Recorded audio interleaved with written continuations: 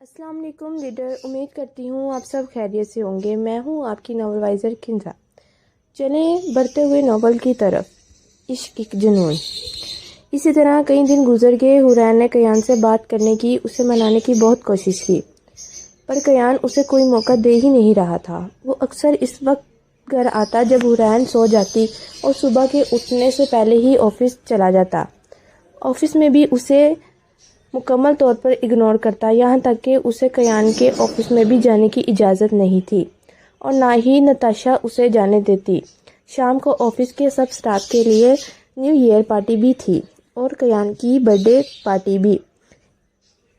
اسے شام سے پہلے ہر حال میں کیان سے بات کر کے اسے منانا تھا، کیونکہ وہ کیان کے ساتھ ایک نئی شروعات کرنا چاہتی تھی۔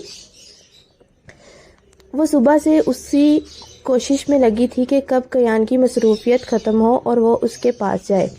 دوپہر میں آخر اسے یہ موقع مل ہی گیا۔ کیان نے نتاشا سے کچھ فائلز منگوائی تھی۔ اس سے پہلے کہ وہ فائلز لے کر اندر جاتی، حورین اس کے سامنے آ گئی اور بولی، یہ فائلز مجھے دے دو۔ سر نے کہا ہے کہ میں یہ فائلز لے کر ان کے پاس آؤں۔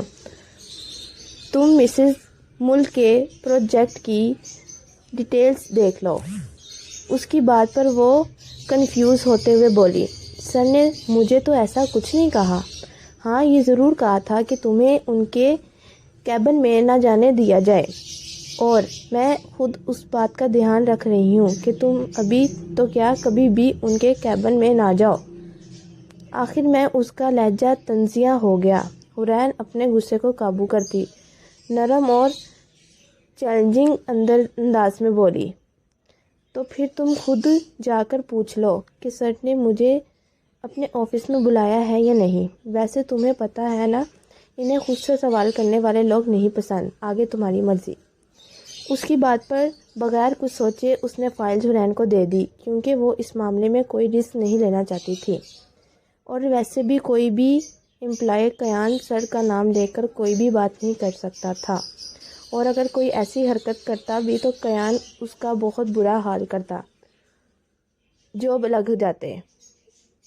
دوسرا، وہ کسی بھی اور کمپنی میں دوبارہ جاب نہیں کر سکتا، اس لیے نتاشا بھی مطمئن تھی۔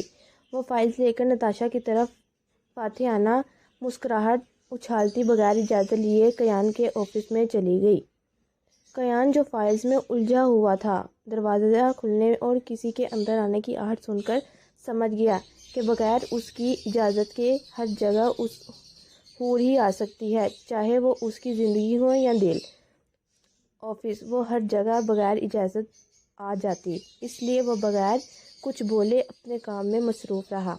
کیان کو ایسے انجان بنا دیکھ کر وہ خود ہی اسے مخاطب کرتے ہوئے فائلز ڈیسک پر رکھتے ہوئے بولی، یہ فائل جو آپ نے منگوائی تھی۔ اس کے بعد پر کیان نے بغیر اسے دیکھے انٹرکام سے نتاشا کو کال کی اور سرد لہجے میں بولا، نتاشا، فائلز لانے کے لیے میں نے آپ کو کہا تھا۔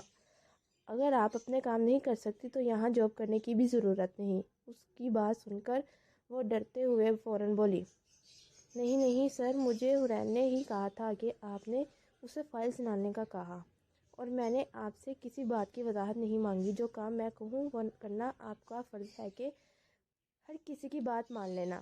آفس میں آئیں اور آ کر مس حورین کو یہاں سے لے جائیں، مجھے یہ دوبارہ اپنے آفس میں نظر نہ آئے۔